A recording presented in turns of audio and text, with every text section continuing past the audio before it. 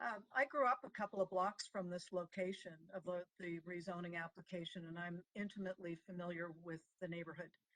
And the applicant has done a good job in responding to neighborhood character, and the ground-oriented housing typology and design approach are suitable.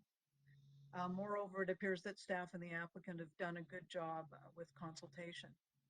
However, I am stating for the record that I am abstaining on this vote, and I want to be absolutely clear that I am voting this way to make a point.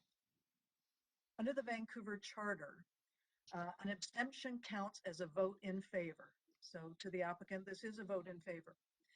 Section 145.13 clearly states, a member of council present at the meeting at the time of the vote who abstains from voting is deemed to have voted in the affirmative. This is not Robert's rules.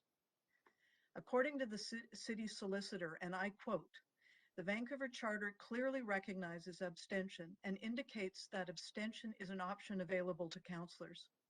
In my view, despite the fact the applicable provision of the Charter applies to a technical approach and deems an abstention to be a vote in favor, abstaining clearly reflects a councillor's state of mind considering an issue.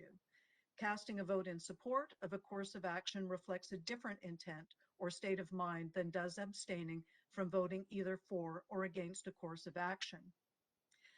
This is important to understand because a councillor may feel that they have insufficient information on which to base a supporting vote. So I am voting this way because according to staff, the relevant council policies for this site include the Housing Vancouver strategy and specifically its housing targets.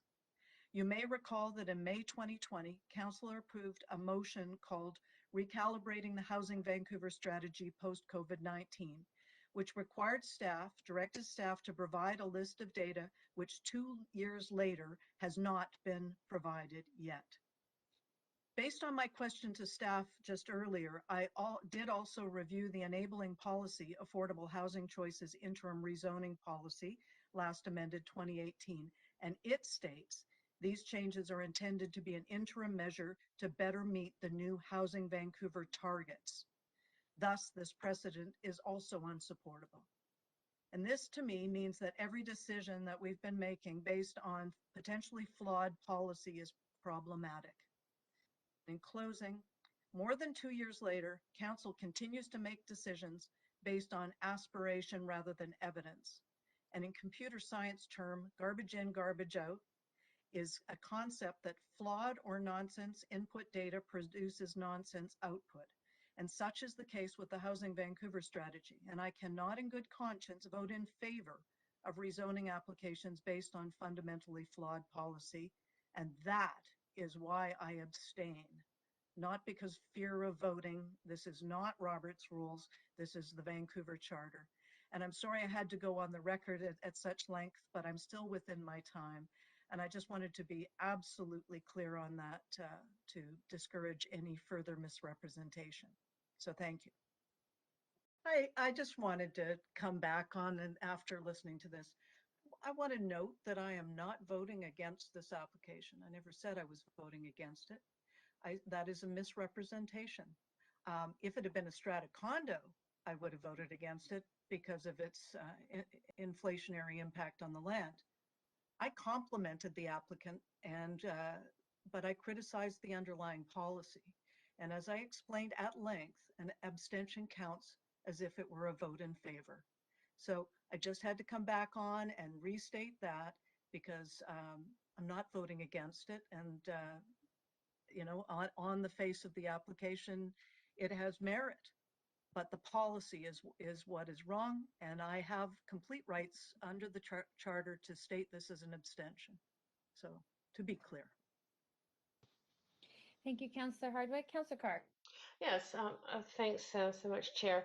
I just feel it necessary to make some comment about the comments made by Councillor Hardwick and the underlying policy. And I do note that the policy that this is based on arose out of the former mayor's, Gregor Robertson's, house. He established a a standing committee on housing affordability, and I believe that Councillor Hardwick was on that task force, the policy arising again out of the work of that task force. So I find it curious in terms of her particular comments on this matter. I remember it came up during my first term on council, and yeah, it came as a surprise to me to see that policy just put into effect without any public consultation, just deriving straight out of the task force and then implemented at the city level. Thanks. Thank you, Councillor Carr. Councillor Hardwick, you have 25 seconds. And yes, I was on the Mayor's Task Force on Housing Affordability, and I did watch this policy be implemented in a way that has been questionable. And I know we're late in our term. We can't turn the ship around now, but I still will draw attention to its flawed nature. Thank you.